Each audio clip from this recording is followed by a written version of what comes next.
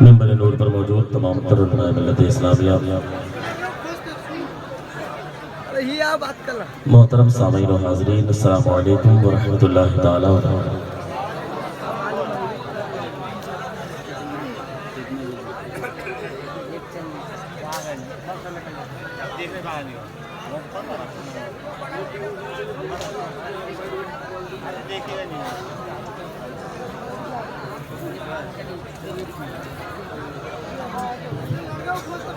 انشاءاللہ تعالیٰ تھوڑی دیر کے بعد محافظ ناموس رسالت عالم نبیل فاضل جلیل خلیفہ حضور تاج الشریعہ حضرت علامہ مولانا مفتی سلمان رضا صاحب قبلہ ازہری ممبئی کی آمد ہو گئی۔ حضرت کی طبیعت ناساز ہے، بس آپ لوگوں کی محبت ہے جو حضرت کو یہاں کھینچ رہی ہے، تو اس لیے آپ لوگ بالکل ادب و احترام کے ساتھ تھوڑی دیر تشریف رکھیں۔ انشاءاللہ تعالیٰ تھوڑی دیر میں حضرت کی آمد ہونے والی ہے، آپ ان کے چہرے کی زیارت کریں گے اور ان کا خطاب بھی آپ تمام حضرات سے۔ اگر آپ لوگ اپنی تقریر بند کر دیں تو میں اپنی تقریر شروع کروں۔ اگر تقریر سننا چاہتے ہیں ذرا اپنے ہاتھوں کو فضاؤں میں لہرا کہ یا رسول اللہ، الحمدللہ الحمدللہ نحمدہ ونستعینہ ونستغفرہ ونؤمن بہ ونتوکل علیہ ونعوذ باللہ من شرور انفسنا ومن سیئات اعمالنا من یہدہ اللہ فلا مضل له ومن یضللہ فلا ہادی له ونشهد ان لا الہ الا اللہ ونشهد ان محمدا عبدہ ورسولہ اما بعد فاعوذ باللہ من الشیطان الرجیم بسم اللہ الرحمن الرحیم ان الذین آمنوا وعملوا الصالحات سیجعل لهم الرحمن ودا صدق اللہ مولانا العظیم وصدق رسولہ النبی الامین المبین الکریم ونحن علی ذلک لمن الشاہدین والشاکرین فالحمدللہ رب العالمین۔ آئیے بلا تاخیر عقیدت و محبت کے ساتھ بارگاہ رسالت میں ہدیہ درود پیش کریں، بلند آواز سے پڑھیں اللہم صلی علی سیدنا و نبینا و حبیبنا مولانا محمد مبارک وسلم صلو علیہ وسلم وسلام علیکہ یا رسول اللہ صلی اللہ تعالیٰ علیہ وسلم۔ حضرات گرامی، جس عقیدت و محبت کے ساتھ نعت شریف میں آپ سبحان اللہ الحمدللہ کہہ رہے تھے، جب آپ سے درود شریف پڑھنے کے لیے کہا جائے تو ہم سب غلاموں کی ذمہ داری ہے کہ ہم لوگ پیارے آقا پر محبت کے ساتھ درود شریف پڑھیں۔ پڑھنا چاہیے کہ نہیں پڑھنا چاہیے؟ آپ نے بارہا ہمارے بڑے بڑے علماء اکرام اسٹیج پر موجود ہیں، آپ نے سنا ہوگا کہ جب بندہ محبت کے ساتھ پیارے آقا پر ایک مرتبہ درود شریف پڑھتا ہے تو اس پر اللہ کی 10 رحمتیں نازل ہوتی ہیں۔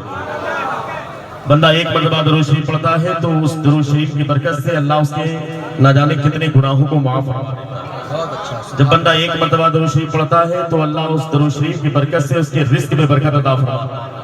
جب اللہ کے محبوب پر بندہ درود شریف پڑھتا ہے تو درود شریف کی برکت سے اللہ اس کی تمام پریشانیوں کو دور فرما دیتا ہے۔ سنا ہوگا آپ نے تقریر میں، جب بندہ عقیدت و محبت کے ساتھ پیارے آقا پر درود شریف پڑھتا ہے تو ایک روایت تو یہ بھی ہے کہ اللہ کہ اس پر 10 رحمتیں نازل ہوتی ہیں، یہ بھی روایتیں حدیث میں موجود ہیں کہ اس کے گناہ معاف ہوتے ہیں، یہ بھی روایتیں موجود ہیں کہ اس کے گھر میں اگر بلائیں ہیں تو درود شریف کی برکت سے بلائیں دور ہو جاتی ہیں، یہ بھی روایتیں موجود ہیں کہ بندہ درود شریف پڑھے تو درود شریف کی برکت سے اس کی پریشانیاں دور ہو جاتی ہیں۔ بلکہ ہم تو اہل سنت والجماعت کے ماننے والے ہیں، ہم سب کا عقیدہ تو یہ ہے ہر درد کی دوا ہے صلی علی محمد، تعویذ ہر بلا ہے صلی علی محمد۔ ہماری ہر پریشانی درود شریف سے دور ہوتی ہے، ہوتی کہ نہیں ہوتی؟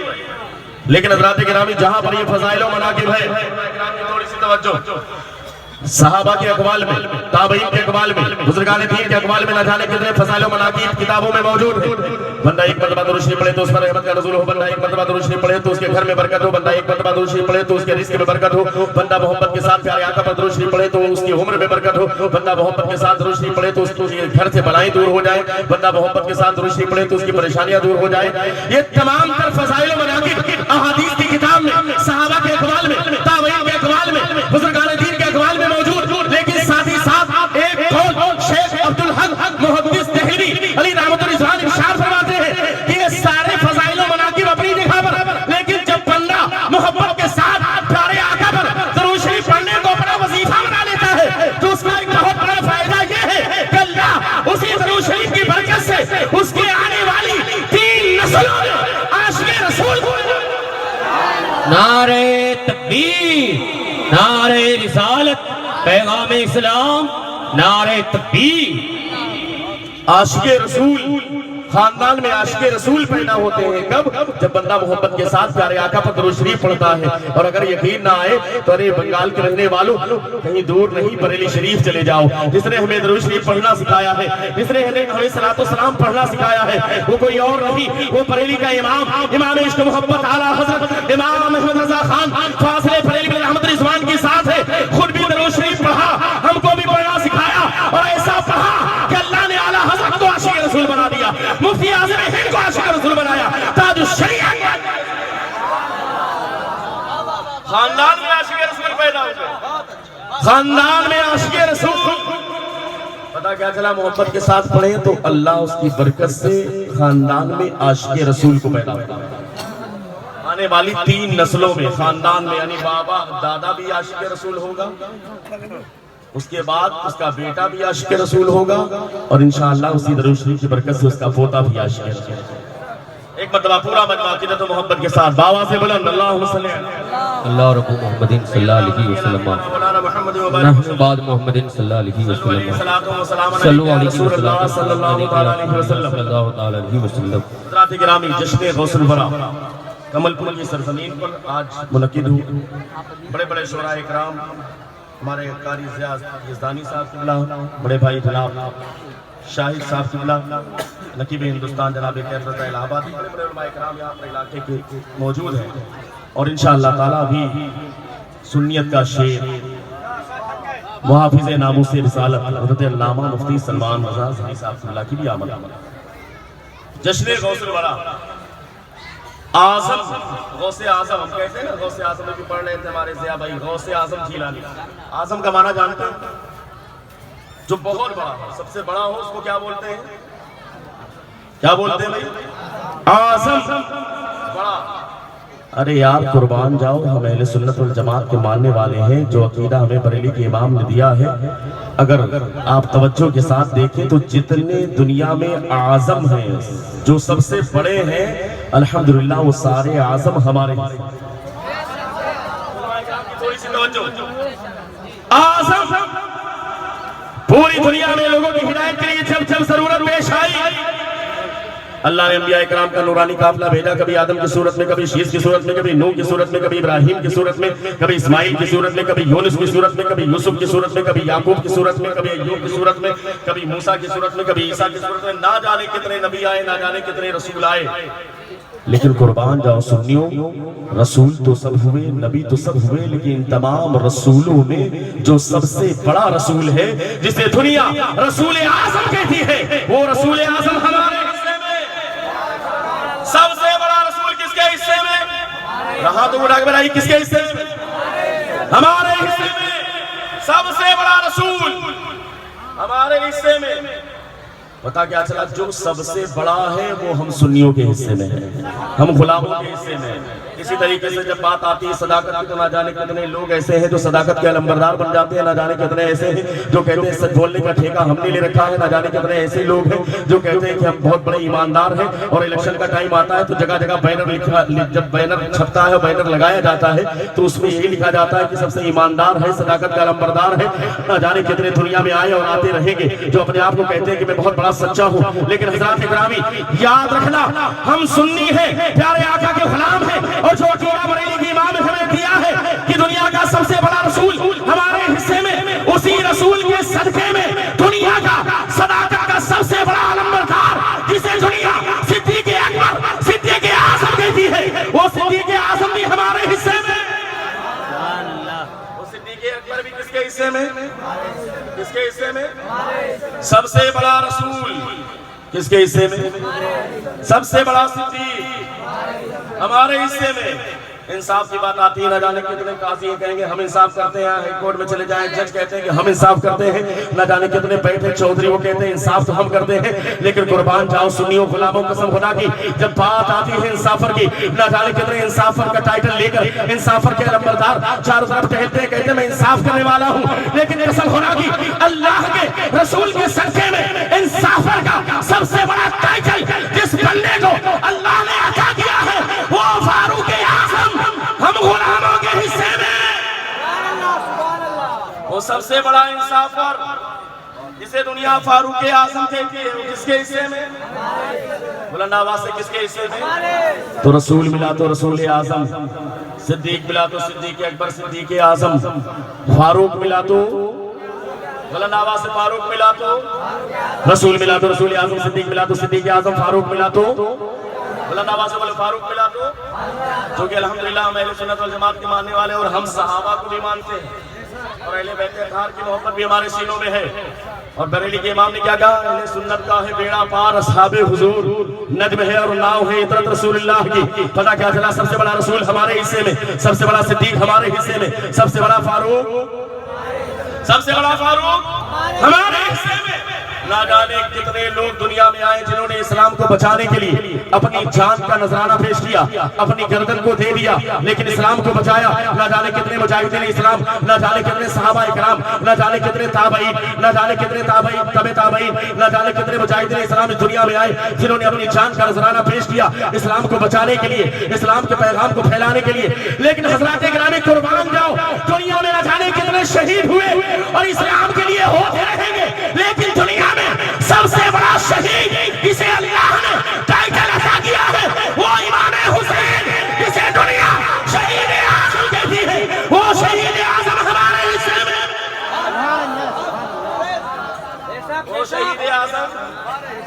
وہ شہید اعظم ہمارے حصے میں۔ پتہ کیا چلا؟ رسول ملا تو رسول اعظم، صدیق ملا تو صدیق اعظم، فاروق ملا تو فاروق اعظم، شہید ملا تو بلند آواز سے شہید ملا تو بلند آواز سے ہاتھ اٹھا کے یا حسین، شہید ملا تو شہید اعظم۔ اسی طریقے سے اللہ نے جو دین عطا کیا اس دین میں مسائل کے اعتبار سے 4 مذہب ہوئے۔ کتنے؟ 4۔ ایک امام کا نام امام مالک ہے، ایک امام کا نام امام محمد بن ادریس شافعی ہے، ایک امام کا نام امام احمد بن حنبل ہے، اور ایک امام کا نام نعمان بن ثابت ابو حنیفہ، جن کی نسبت سے دنیا میں حنفی، اور الحمدللہ ہم لوگ حنفی ہیں، جتنے لوگ بیٹھے ہیں سب لوگ حنفی لوگ ہیں۔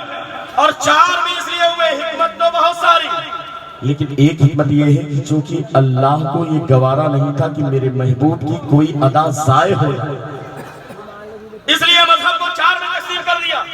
اس لیے کہ اللہ کے رسول نے کبھی ناف کے نیچے نیت باندھی، کبھی سینے پر نیت باندھی، کبھی ہاتھ کھول کر کے نماز ادا کی۔ ناسخ و منسوخ کا معاملہ اپنی جگہ پر، دلیل کے قوت و زور کا معاملہ اپنی جگہ پر، لیکن اللہ کو یہ گوارا نہیں کہ میرے محبوب کی کوئی ادا دنیا سے ضائع ہو، اس لیے مذہب کو 4 میں تقسیم کیا۔ ایک کے ماننے والے مالکی، ایک کے ماننے والے حنبلی، ایک کے ماننے والے شافعی، ایک کے ماننے والے حنفی۔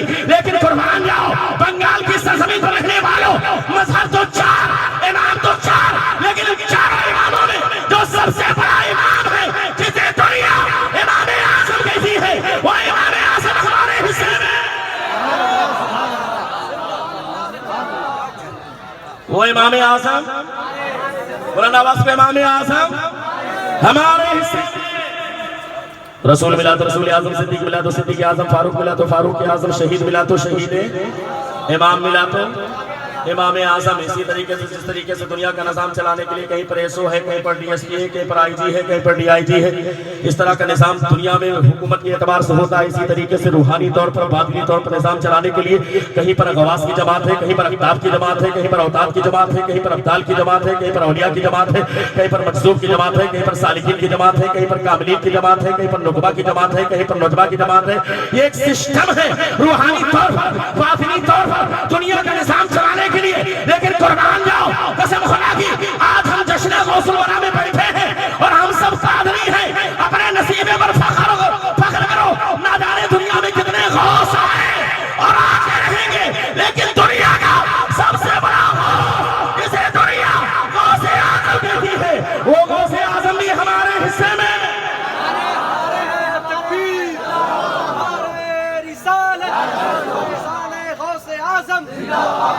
غریب نواز نسل کے اعلیٰ حضرت علامہ مفتی شہنواز اظہری۔ پتہ کیا چلا؟ سب سے بڑا غوث، سب سے بڑا رسول، سب سے بڑا رسول۔ ارے یار اگر سرکار سے محبت ہے ہاتھ اٹھا کر کے بتاؤ سب سے بڑا رسول کس کے حصے میں؟ سب سے بڑا صدیق، سب سے بڑا فاروق، سب سے بڑا شہید، سب سے بڑا امام، سب سے بڑا غوث۔ اسی طریقے سے جب ضرورت پیش آئی ہر دور میں اللہ نے 100 سال میں جب دین میں لوگوں نے خرافات پیدا کیا، جب دین میں خرافات لوگوں نے پیدا کیا، ہر 100 سال میں اللہ نے اپنے بندوں میں سے ایک بندے کا انتخاب کیا اور اس کا ٹائٹل مجدد ہوا۔ اکبر نے فتنہ پیدا کیا تو مجدد الفسانی پیدا ہوئے، کبھی شیخ عبدالحق محدث دہلوی پیدا ہوئے، کبھی میر عبدالواحد بلگرامی پیدا ہوئے۔ جب جب ضرورت پیش آئی اور دین میں لوگوں نے خرافات پیدا کیا تو اس خرافات کو ختم کرنے کے لیے، ان کے تابوت میں آخری کیل ٹھوکنے کے لیے اللہ نے مجدد کا انتخاب کیا۔ لیکن قسم خدا کی 14ویں صدی میں جب دیوبندیت کا، نشریت کا، قادیانیت کا، غیر مقلدیت کا ان تمام فطروں نے جنم لیا تو ان تمام فطروں کے تابوت میں آخری کیل ٹھوکنے کے لیے اللہ نے جس مجدد کا انتخاب کیا وہ امام احمد رضا۔ اے نعرہ تکبیر! حضرات اٹھائیے ہاتھ، نعرہ تکبیر، نعرہ رسالت، مسلک اعلیٰ حضرت، نسبت اعلیٰ حضرت، قسمت اعلیٰ حضرت، خطیب لاثانی۔ جی جی کیا بات بول وہ مجدد اعظم، وقت کا سب سے بڑا مجدد، اس کے حصے میں ہمیں تو جتنے بڑے والے ہیں سب کدھر جا رہے ہیں؟ سارے بڑے والے۔ سب سے بڑا رسول ہمارے حصے میں، سب سے بڑا صدیق ہمارے حصے میں، سب سے بڑا فاروق ہمارے حصے میں، سب سے بڑا شہید ہمارے حصے میں، سب سے بڑا امام، سب سے بڑا غوث، سب سے بڑا مجدد۔ رسول ملا تو رسول اعظم، صدیق ملا تو صدیق اعظم، فاروق ملا تو فاروق اعظم، شہید ملا تو شہید اعظم، امام ملا تو امام اعظم، غوث ملا تو غوث اعظم، مجدد ملا تو مجدد اعظم۔ اور ایک دور آیا، حکومت نے اعلان کر دیا، بڑے بڑے عالموں نے، اپنے آپ کو مفتی کہلوانے والوں نے پیسے کے چکر میں اپنے ایمان کا سودا کیا، چند سنٹوں کی خاطر اپنے ایمان کو بیچ دیا، اپنے فتوے کو بیچ دیا۔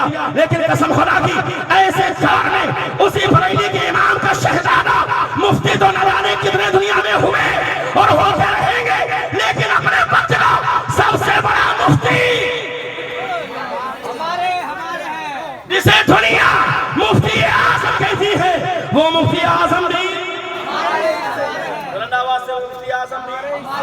ہمارے حصے میں، ہمارے حصے میں پتہ کیا چلا؟ سب سے بڑا مجدد ہمارے حصے میں، سب سے بڑا مفتی، سب سے بڑا مفتی ہمارے حصے میں۔ اور ایک دور آیا، آج سے چند سال پہلے کی بات ہے، نہ جانے کیسے کیسے پیر پیدا ہوا، آج بھی ہے، لیکن قسم خدا کی میں اسٹیج پر ہوں اور علماء میری تائید کریں گے اگر میں حق پر ہوں۔ ایک وقت میں علماء اور عوام میں اتنے زیادہ ایک ساتھ مرید ہونے والے،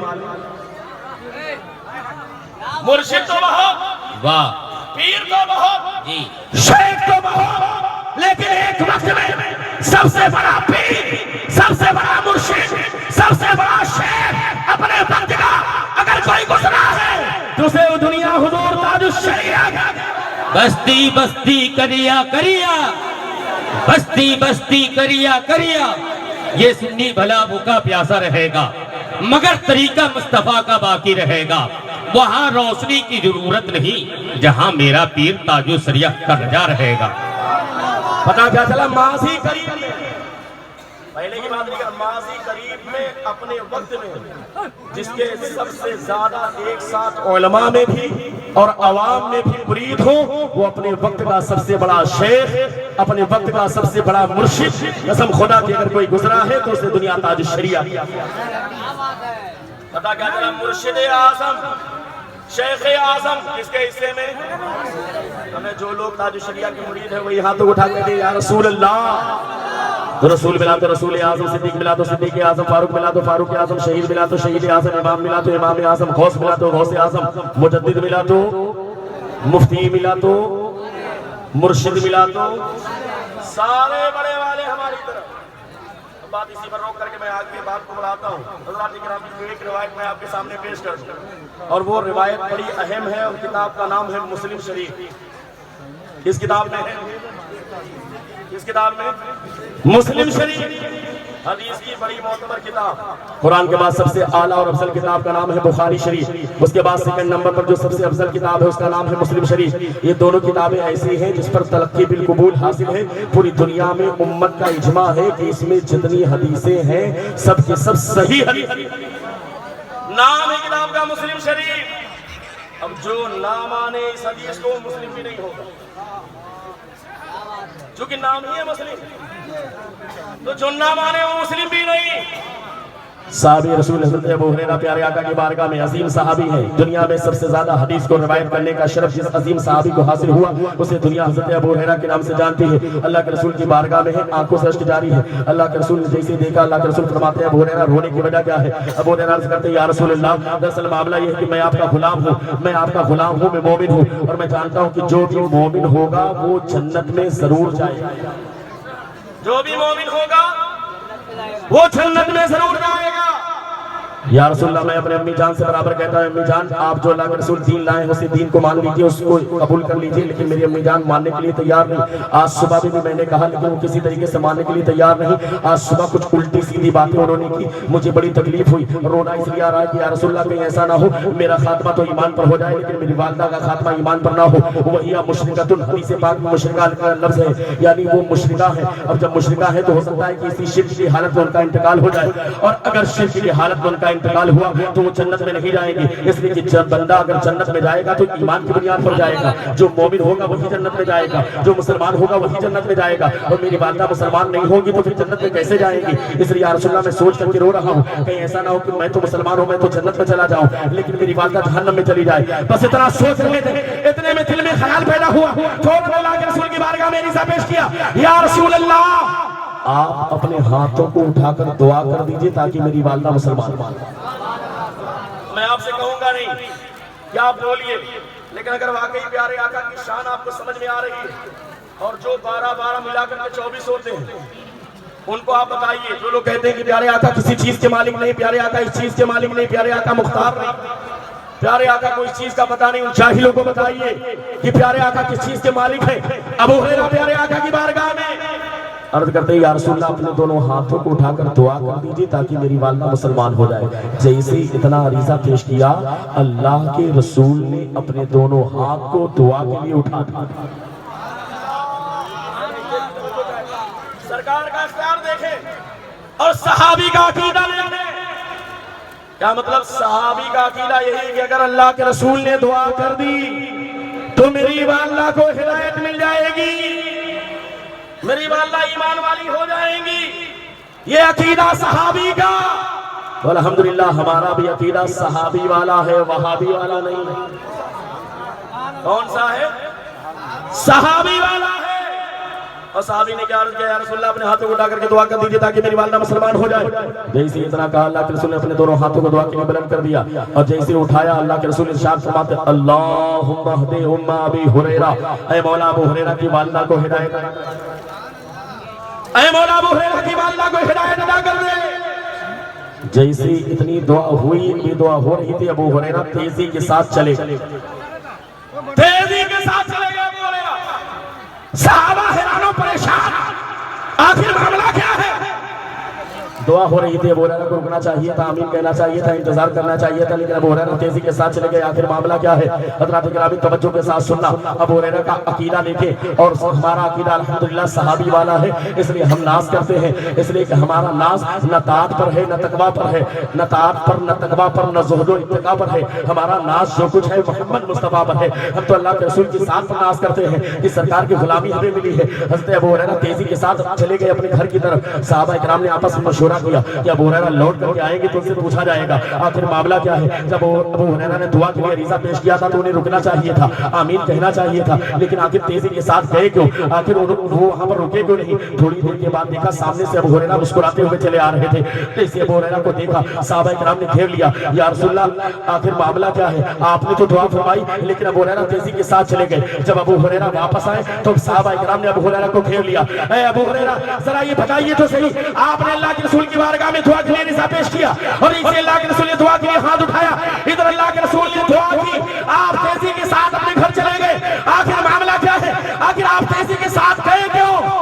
اب میرے پیارے بھائیوں, بنگال کے رہنے والے سنی مسلمانوں, قادری غلاموں, ذرا توجہ کے ساتھ سننا. ابو ہریرہ کا جواب سنو اور اپنی ایمان کو تازہ کریں. ابو ہریرہ اعلان فرماتے ہیں میرے ساتھیوں سنو, پیارے آقا کے غلاموں سنو, میں نے اللہ کے رسول کی بارگاہ میں دعا کے لیے عریضہ پیش کیا. جیسے اللہ کے رسول نے دعا کے لیے ہاتھ اٹھایا, میں دوڑ کر کے اپنے گھر چلا گیا. لیکن میں گیا تو میرا گھر دور نہیں تھا, میرا گھر قریب تھا, میری والدہ گھر کے اندر موجود تھی.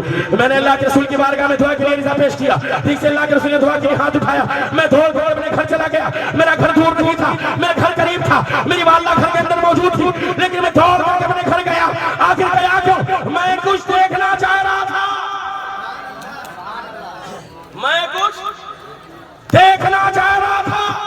کیا دیکھنا چاہ رہے تھے؟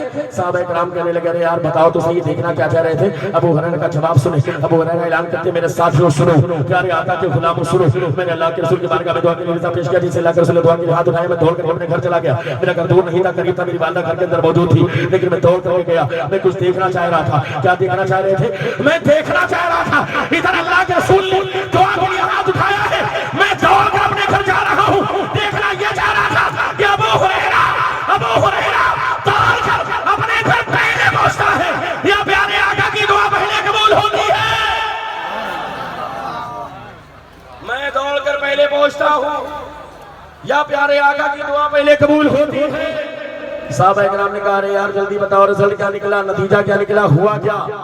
ابو ہریرہ فرماتے ہیں کہ دیکھو جیسے میں دوڑ کر اپنے گھر گیا، میں دروازے پر پہنچا تو میرے جوتے کی آواز میری والدہ نصری غسل خانے کے اندر غسل کر رہی تھی اور تیزی کے ساتھ باہر نکلی. ابھی ابھی تیزی میں تھی، ابھی کوئی مسئلہ بھی ان کے سر پر نہیں تھا، تیزی کے ساتھ باہر نکلی. میں نے سوچا آج کہوں گا امی جان آج تو اللہ کے رسول نے آپ کے لیے دعا کر دی، آج آپ کا کام ہو جائے گا، اب تو ایمان کی دولت آپ کو مل جائے گی. میں تو خوشخبری سنانا چاہ رہا تھا، میں تو مسئلہ سنانا چاہ رہا تھا، لیکن میں دوڑ کر اپنے گھر پہنچا.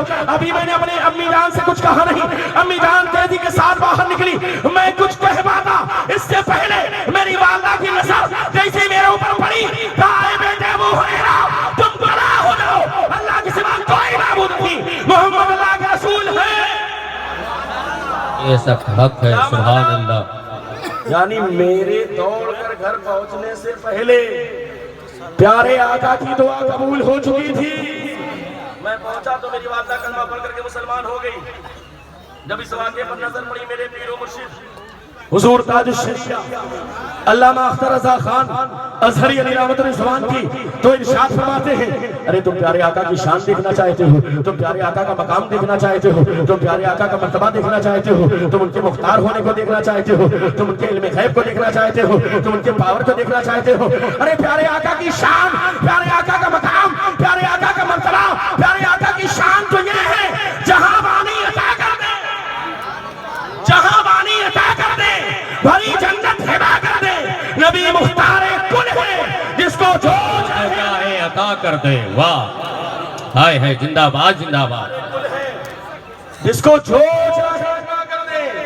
اس لیے حضرات گرامی ہم ایسے اوریجنل سرکار کے ماننے والے ہیں. قسم خدا کے ایسے سرکار کے ماننے والے ہیں جن کا کوئی ثانی نہیں. قسم خدا کے جن کا اللہ نے سایہ نہ بنایا ہو ان کا ثانی کیسے ہو سکتا ہے. لیکن حضرات گرامی عجیب و غریب معاملہ ہے. آج کی اس ترقی یافتہ دور میں ہم اپنے آپ کو اہل سنت والجماعت کہلواتے ہیں، ہم اپنے آپ کو بریلی شریف کے ماننے والے کہلواتے ہیں، ہم اپنے آپ کو مسلک اعلی حضرت کا لمبردار کہتے ہیں، ہم اپنے آپ کو کہتے ہیں کہ غوث پاک کے چاہنے اور ماننے والے ہیں، ہم اپنے آپ کو کہتے ہیں کہ خواجہ غریب نواز کے ہم ماننے اور چاہنے والے ہیں. لیکن حضرات گرامی اعمال کے اعتبار سے اگر دیکھا جائے تو ایمانی حالت میں تو ہم مضبوط نظر آتے ہیں، لیکن اعمال کے اعتبار سے ہم بہت پیچھے نظر آتے ہیں.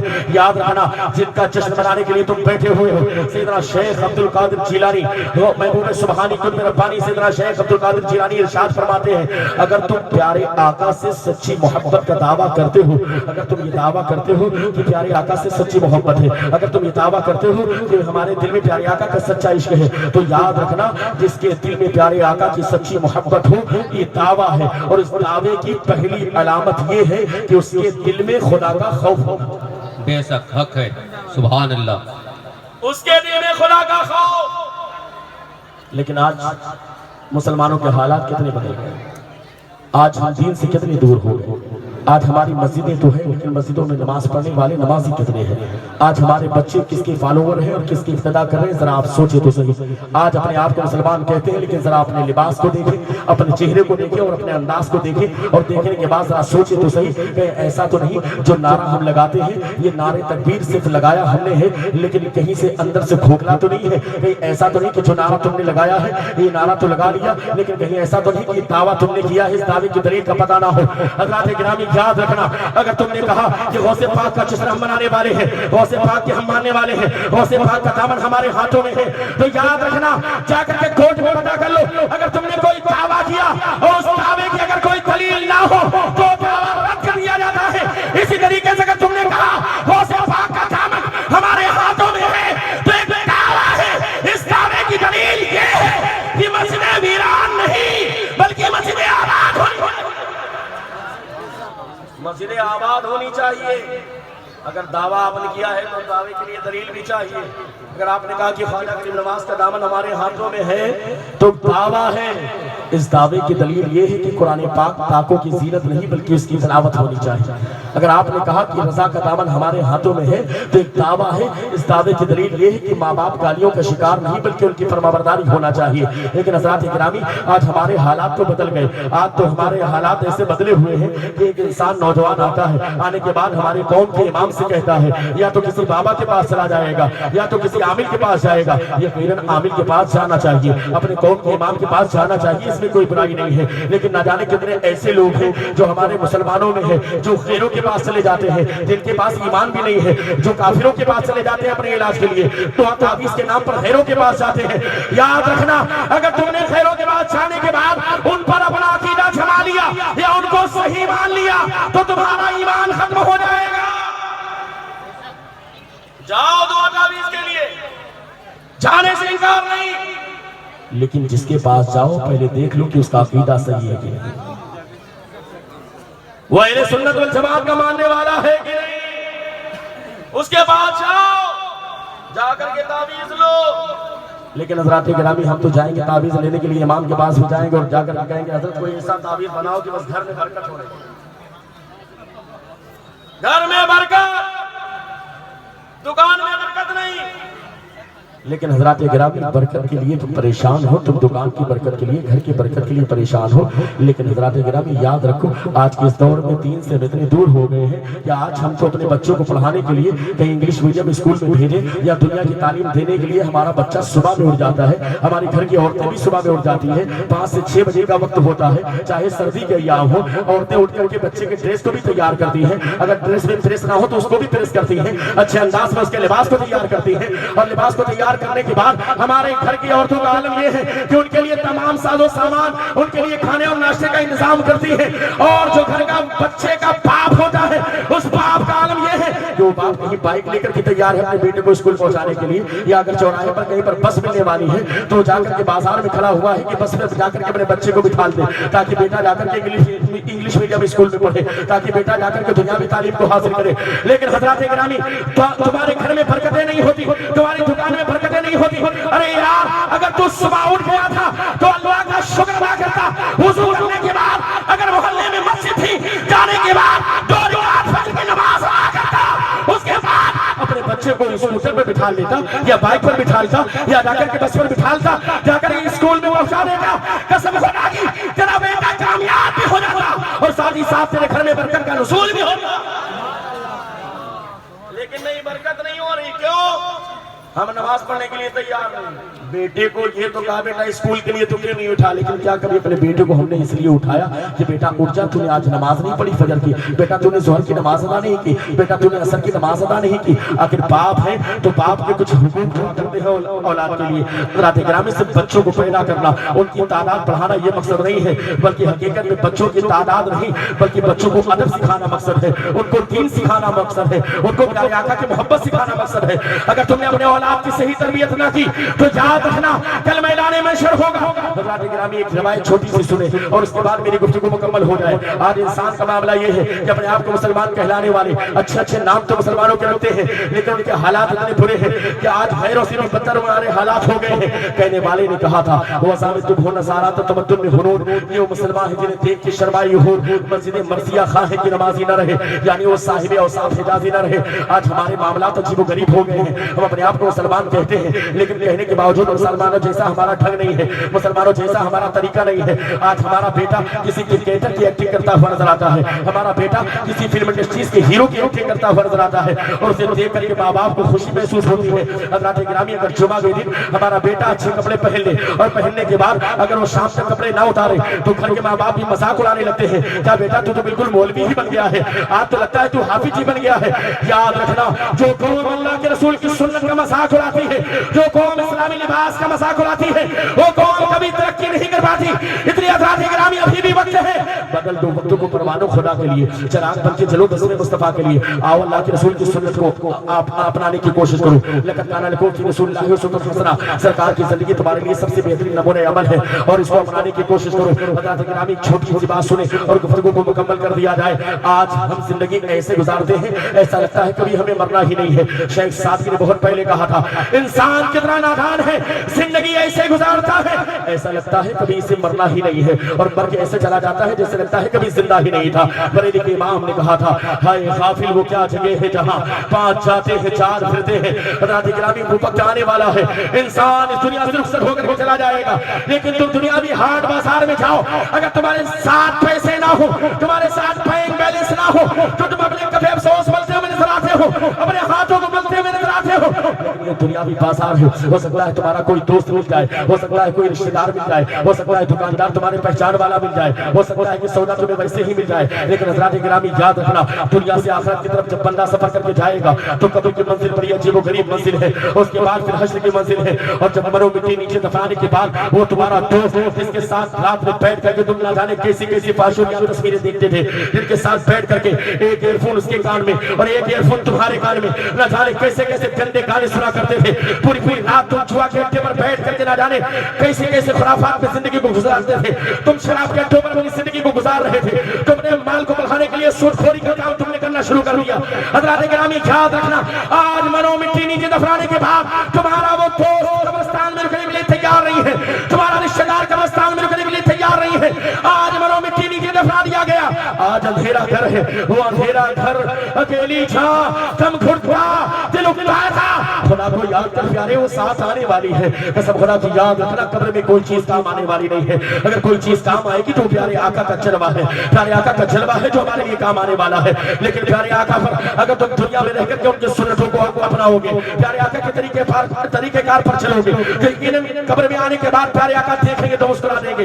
लेकिन अगर हमने दुनिया में प्यारे आका की सुन्नतों का मजाक उड़ाया है, अगर दुनिया में हमने प्यारे आका की सुन्नतों को पीठ के पीछे फेंक दिया है, तो याद रखना कि ऐसा ना हो कि प्यारे आका कब्र में तशरीफ लाए और देखने के बाद अपने चेहरे को अगर घुमा दिया तो कसम खुदा की याद रखना, मौलाए कायनात मौला अली शेर खुदा इरशाद फरमाते हैं, कब्र हश्र की पहली मंजिल है, जो इंसान बच गया वो बचता चला जाएगा, जो फंस गया वो फंसता चला जाएगा, और वो तो अंधेरा कर अकेली छां तम खुद था दिल उकताता। खुदा को याद कर प्यारे, वो साथ आने वाली है। फैज़ा जाजुल वला इस्ताखरुना सात वला इस्तकमून, जब मौत का वक्त आ जाता है उसमें एक सेकंड भी तब्दीली नहीं होती, और कुल्लु नफ्सिन ज़ाइक़तुल मौत, हर नफ्स को मौत का मज़ा चखना है। दुनिया का कोई इंसान मौत से बच नहीं सकता, हर इंसान को मौत का मज़ा चखना है। लेकिन हज़रात गिरामी हमें एहसास नहीं होता, हम जिंदगी ऐसे गुजारते हैं ऐसा लगता है कभी हमें मरना ही नहीं है, और मर के ऐसे चले जाते हैं जैसे लगता है कभी जिंदा ही नहीं थे।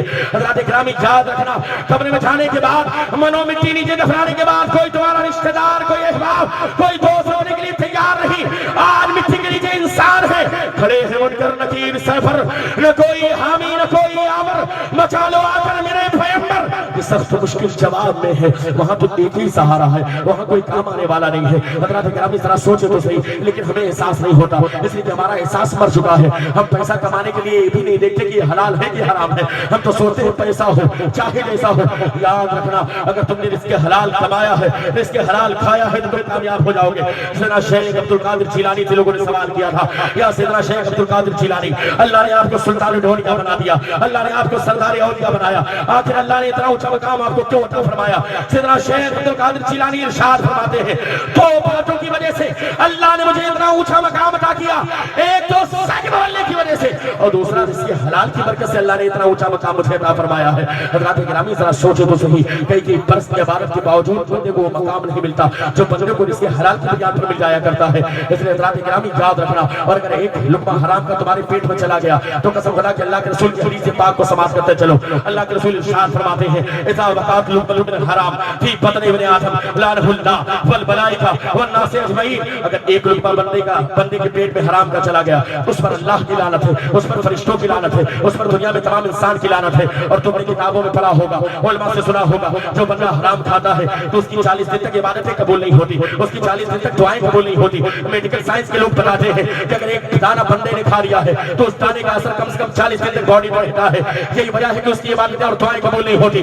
अगर बंदे ने एक लुक़मा हराम का खाया और खाने के बाद कुछ दिन के बाद उसका इंतकाल हो गया तो अल्लाह के रसूल आगे इरशाद फरमाते हैं, अगर एक लुक़मा बंदे के पेट में کرام کا چلا گیا تو اس پر اللہ کی لعنت، فرشتوں کی لعنت، دنیا میں تمام انسانوں کی لعنت، اور اگر اسی حالت پر وہی مازالا تلکل حالا فماواہو جہنم، اگر اسی حالت پر بندے کا انتقال ہو گیا تو اس کا اور کوئی ٹھکانہ نہیں بس کہ اس کا ٹھکانہ جہنم ہے۔ حضرات گرامی ذرا سوچو تو صحیح، آج ہم حرام میں ملوث ہیں، آج ہم سود خوری میں ملوث ہیں، آج ہم جھوٹ کے اڈے کو آباد کیے ہوئے ہیں، آج ہم شراب کے اڈے کو آباد کیے ہوئے ہیں، آج ہماری نگاہیں اڑتی ہیں تو دوسروں کی بہن بیٹیوں کی طرف غلط نگاہیں اڑتی ہیں۔ یاد رکھنا قسم خدا کہ اگر تم نے دوسرے کی بہن بیٹیوں پر غلط نگاہ اٹھا کر کے دیکھا ہے تو اللہ کے رسول نے حدیث پاک میں ارشاد فرمایا کما تدین و تدان، جیسا تم کرو گے ویسا ہی تمہیں بدلہ دیا جائے گا۔ اگر تم نے دوسرے کی بہن بیٹی پر غلط نگاہ اٹھا کر کے دیکھا ہے تو قسم خدا کی ایک وقت آئے گا کہ تمہاری بہن بیٹی پر بھی کوئی نہ کوئی غلط نگاہ اٹھا کر کے ضرور دیکھے گا۔ اس لیے امام شافعی ارشاد فرماتے ہیں اگر کسی نے کسی کے ساتھ زنا کیا تو یہ زنا قرض ہے جس کا بدلہ اس کے خاندان والوں کو ضرور ادا کرنا پڑے گا۔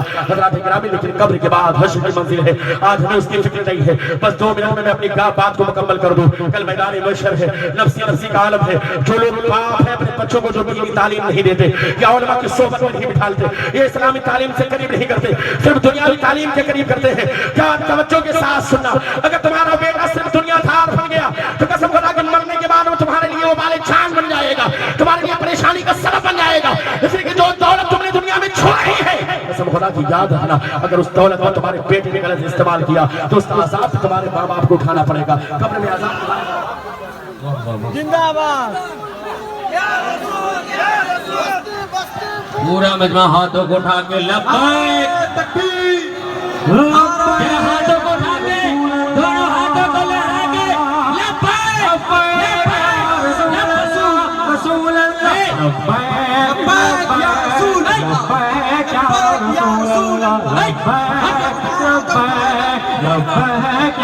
رسول اللہ، ہر دیش میں گونجے گا، ہر دیش میں گونجے گا یا رسول اللہ، ہاتھوں کو اٹھا کے لبیک، ہاتھوں کو اٹھا کے لبیک، زور سے لبیک لبیک، ہاتھوں کو اٹھا کے لبیک لبیک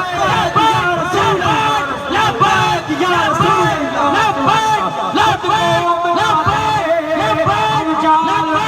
ہاتھوں کو لہرا کے لبیک لبیک لبیک لبیک لبیک، ہاتھوں کو لہرا کے لبیک لبیک سلمان اظہری صاحب قبلہ، حضرت علامہ مفتی سلمان اظہری صاحب قبلہ، محافظ ناموس رسالت، خلیفہ حضور تاج الشریعہ، خلیفہ حضور تاج الشریعہ، حضرت علامہ مفتی سلمان اظہری صاحب قبلہ، نعرہ تکبیر۔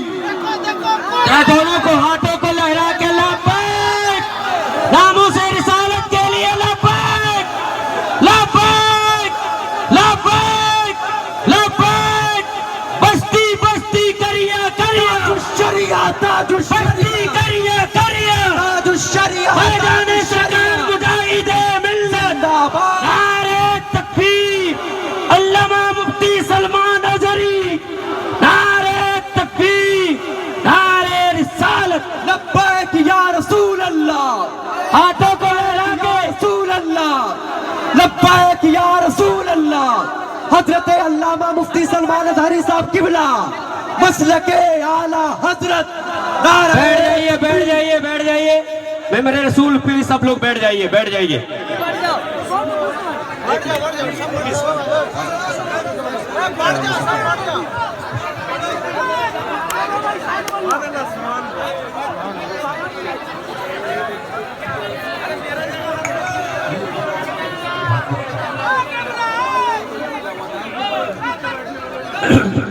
حضرات گرامی جہاں جس کو جگہ مل جائے بالکل ادب کے ساتھ بیٹھ جائے۔ آپ دیکھ رہے ہیں کہ آپ کی نگاہوں کے سامنے اہل سنت والجماعت کا وہ شیر، محافظ ناموس رسالت، پیکر اخلاق و محبت، فاضل جلیل، عالم عدیل حضرت علامہ مولانا مفتی سلمان اظہری صاحب قبلہ مدظلہ العالی نورانی کی آمد ہے۔ آپ کے چہرے کی زیارت کر رہے ہیں انشاءاللہ تعالیٰ۔ آپ جانتے ہیں کہ آج صبح سے ہی جب سے کولکاتہ ایئرپورٹ پر حضرت تشریف لائے ہیں، جب سے طبیعت ناساز ہے، آنے کی بالکل گنجائش نہیں تھی، بس یہ غوث پاک کا کرم ہے، آپ لوگوں کی محبت ہے جو یہاں پر کی۔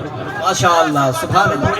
بھائی ادھر والے بیٹھ جائیں، آپ لوگ بیٹھ جائیں۔ نصیحت آمیز خطاب ہوگا انشاءاللہ، اور اس کے بعد حضرت کی دعا ہوگی، اس کے بعد خاص طور سے یاد رکھیں کوئی بھی مسافہ کرنے کی کوشش نہ کریں خدا کے واسطے، چونکہ حضرت کی طبیعت ٹھیک نہیں ہے، بس یہ مہربانی ہے اور اللہ کا بے پناہ کرم ہے کہ حضرت تشریف لائیں، اس لیے حضرت کے چہرے کی زیارت کریں انشاءاللہ، پھر دوبارہ حضرت تشریف لائیں گے تو آپ لوگ اچھے انداز میں ملاقات کیجیے گا، استقبال کیجیے گا۔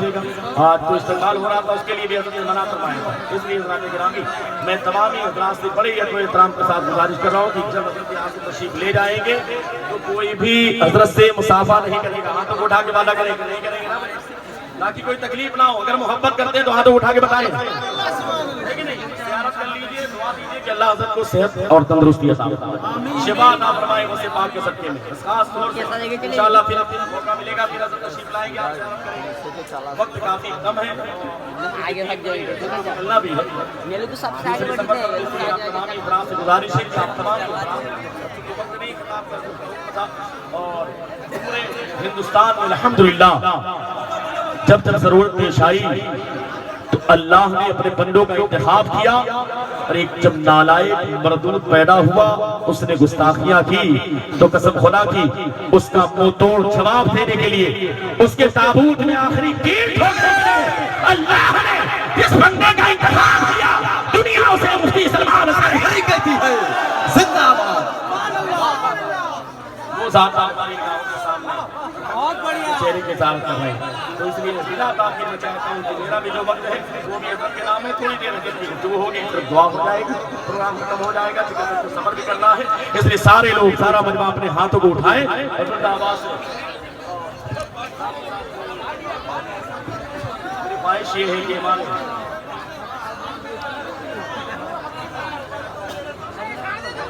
کیونکہ اہل سنت والجماعت کی شان حضرت علامہ مفتی سلمان اظہری صاحب کے بلا موجود ہے، نقیب ہندوستان جناب کیف رضا الہٰبادی صاحب کو ہمارے عمران صاحب اور ان کی پوری ٹیم کمیٹی کی طرف سے ایوارڈ پیش کیا جا رہا ہے مفتی صاحب کے بلا کے ہاتھوں سے، انشاءاللہ تعالیٰ وہ ایوارڈ جو ہے مفتی صاحب کے بلا کے ہاتھوں سے پیش کیا جائے گا جناب کیف رضا الہٰبادی، اور دعا کریں کہ اللہ ان کی عمر میں بھی برکت عطا فرمائے، جتنے بھی علماء اکرام شورا اکرام موجود ہیں علاقائی، اللہ سب کے علم میں عمل میں عمر میں صحت میں فضل میں کمال میں برکت عطا فرمائے، اور سب کو محافظ ناموس رسالت کے صدقے میں اس عظیم مرد کلندر کے صدقے میں ہم سب کو بھی سرکار کے ناموس پر پہرا دینے والا ہے، زور سے بولیں آمین۔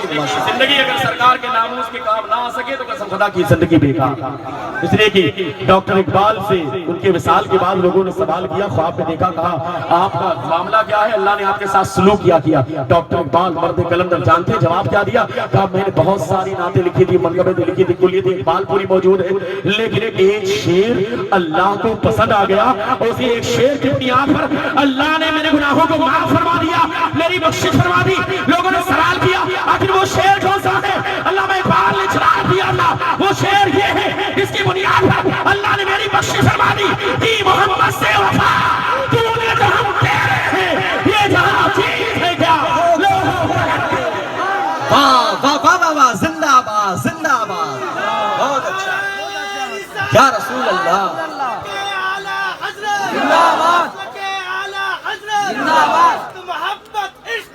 اعلیٰ حضرت اعلیٰ حضرت۔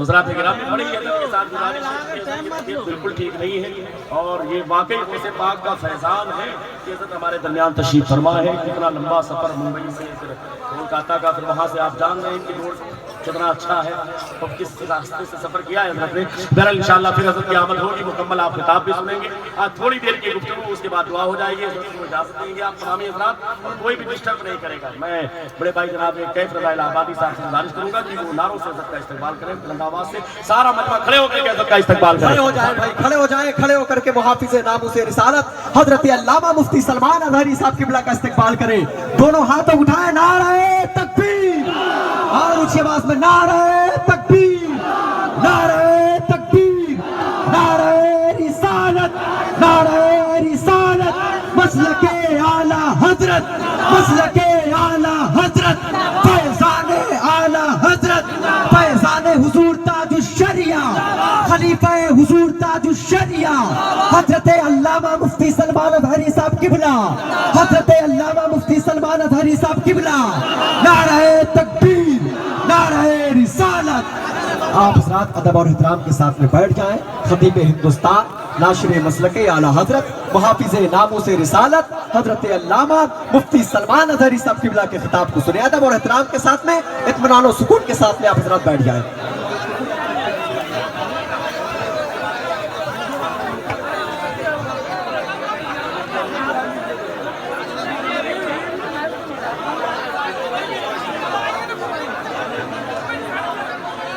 منبر نور پر جلوہ دار علماء ذوی الاحترام